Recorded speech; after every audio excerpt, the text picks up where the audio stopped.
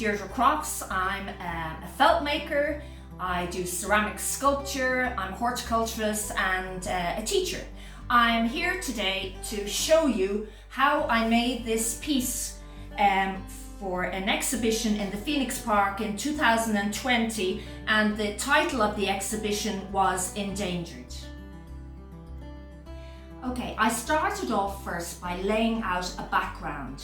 Now I was trying to find a really strong contrasting colour that would contrast with the actual green of the fields, the green, the yellows, the browns and that of the fields. So I decided to use orange first, and I put in some orange wool, beautiful different shades of the orange wool here, and I added in a little bit of silk as well.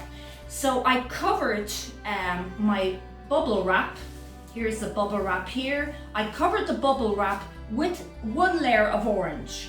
Then what I decided to do was to add in a bit of movement to show the disorientation of the bees in the countryside. So I actually lay down over the orange, I lay down this underlay. I cut up some underlay, you know, the underlay from using the carpets, and I use this as a resist. So what I did was I laid this down and then I felted over it. Next, I gathered together all the beautiful colours of the Irish landscape, all the different greens for the hedgerows, the fields, and I used olive oil soap, which is very good for your hands. I used my grater, sorry about the bubble wrap and warm water.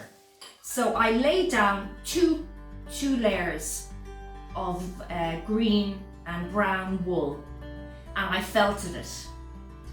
Then I got my scissors and I cut where I'd laid down the underlay, pulled it out, and then felted all the edges here. I want to create movement. I want to show that the bees are disorientated because of all the chemicals being used in the landscape, that they are all being disorientated and put off course.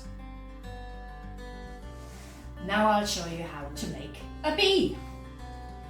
We get a lump of foam or a sponge, any old sponge, a scissors, so we have a head and a body, and then back to the bee here. He's got 2 legs, 4 legs, 6 legs, and we need a wire to hold the wings in place, and then the little squiggly bit at the front.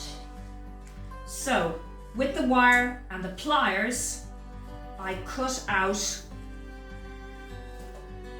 a central spine and I just push it through the body. Put on the head,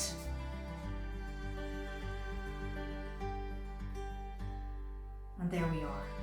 Now, if I want to add on the wings, just push it through like this. You add on the little bit at the front,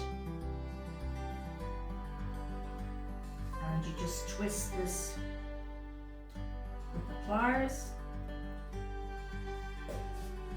You add on the legs. Just push it through the foam. It's very, very easy just to push it through the foam. And then you can bend them, but the small ones, the larger ones, and so on.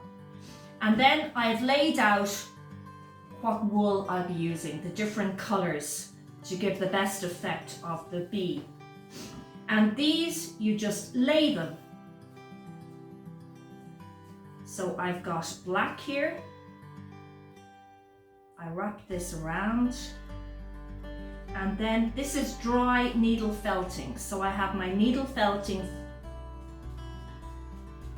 needle here.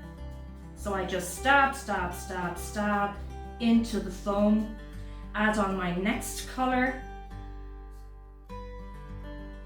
pull a piece off, lay it down, wrap it around, and just stab, stab, stab, stab, stab with the needle. And continue that until you have your bee. So here I have 3 different size bees here. Now, what I did for the wings, I wanted them to be really quite translucent. So I used a very simple shape, and I used voile, which has a lovely kind of shimmer to it. So I just cut out 2 shapes of voile, and then I put little stitches into the actual bee itself. Now, for the legs of the bee, all I did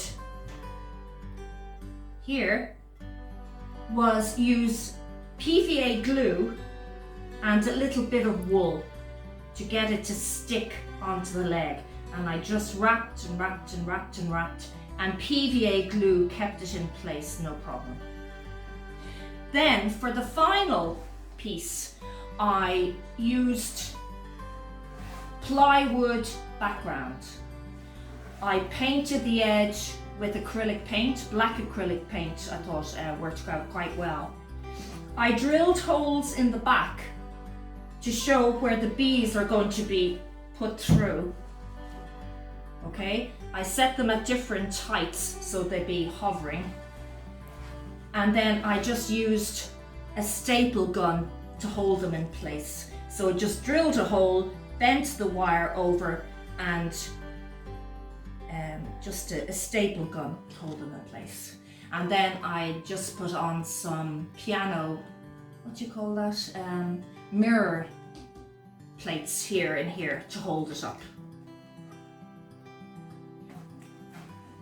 There you go. Finished piece.